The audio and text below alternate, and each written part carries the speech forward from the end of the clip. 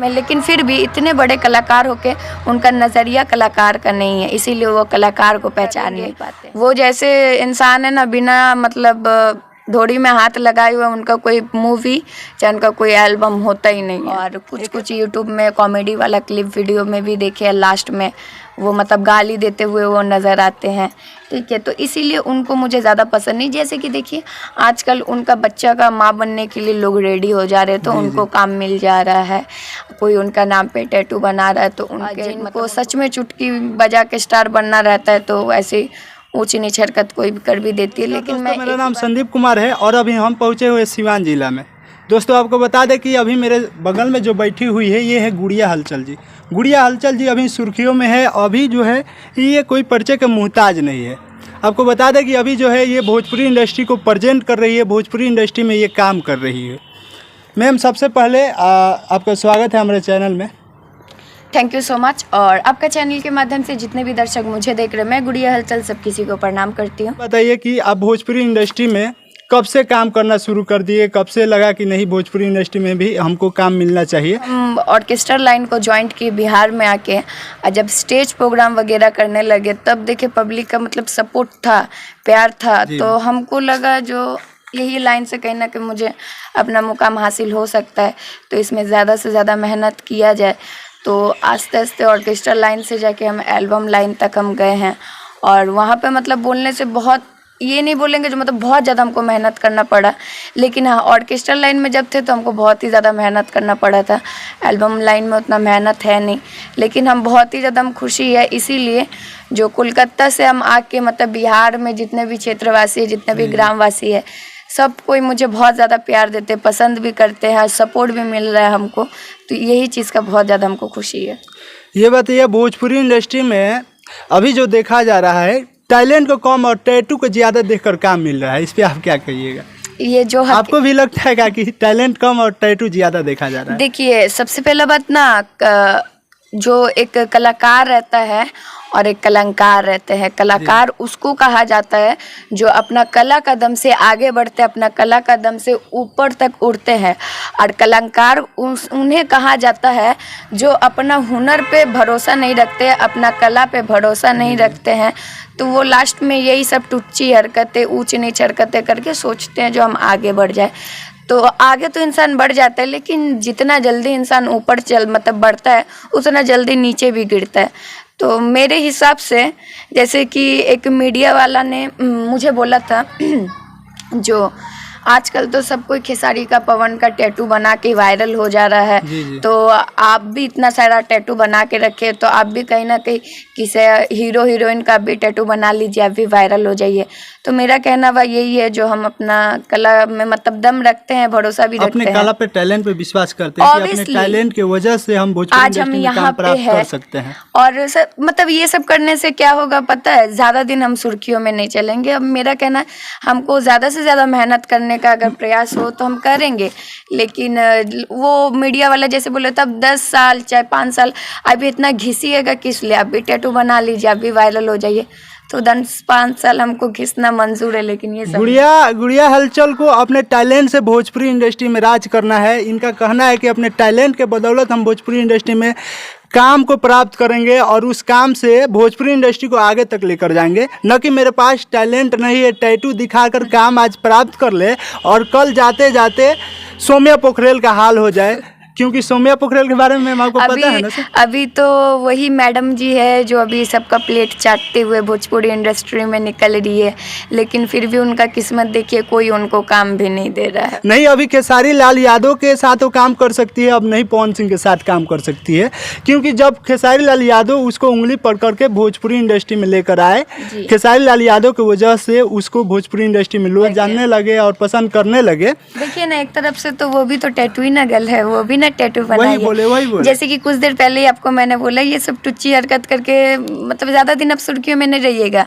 और जितना जल्दी ऊपर उठिएगा उतना जल्दी आपको नीचे भी गिरना पड़ेगा। नहीं तो अभी जो सौम्या पोखरेल का जितना लोग पहचानते हैं, जितना उसका फैंस फॉलोइंग है, उसको किसी से काम मांगने की ज़रूरत नहीं थी, लेकिन उसके पास टैलेंट नहीं है, केवल टैटू के दम पे भोजपुरी इंडस्ट्री में आई हुई है। कि आज भोजपुरी इंडस्ट्री के जितने भी बड़े बड़े कलाकार हैं, एक पवन सिंह और एक खेसारी जी को छोड़ के बाकी सबके साथ मैंने काम कर लिया, सबके साथ, ठीक है।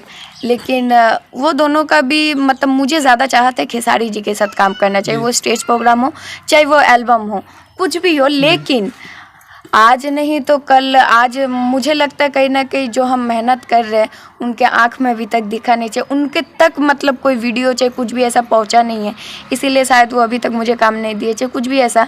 लेकिन भरोसा तो इतना अपना है हुनर के अंदर, जो एक दिन वो लोग भी ठीक ज़रूर भेजेंगे। अच्छा ये बताइए, आप पवन सिंह के साथ क्यों इतना चाहत नहीं रखती है काम करने के लिए? पवन सिंह जी के साथ इसीलिए चाहत नहीं रखते हैं, ऐसा नहीं बोलेंगे चाहत नहीं है, लेकिन कोई जो होता है ना, जो मतलब कोई फेवरेट सा जो होता है किसी का, तो अच्छा, अगर फेवरेट्स में बोला जाए खेसारी लाल यादव है जी, भोजपुरी और इसीलिए वो है क्योंकि जैसे कि मैंने बहुत लोगों का मुंह से सुना है जो पवन जी बहुत एटीट्यूड वाले हैं, और कुछ कुछ यूट्यूब में कॉमेडी वाला क्लिप वीडियो में भी देखे, लास्ट में वो मतलब गाली देते हुए वो नज़र आते हैं, ठीक है। तो इसीलिए उनको मुझे ज़्यादा पसंद नहीं। जैसे कि देखिए आजकल उनका बच्चा का माँ बनने के लिए लोग रेडी हो जा रहे हैं, तो उनको काम मिल जा रहा है, कोई उनका नाम पे टैटू बना रहा है तो उनके मतलब उनको काम मिल जा रहा है।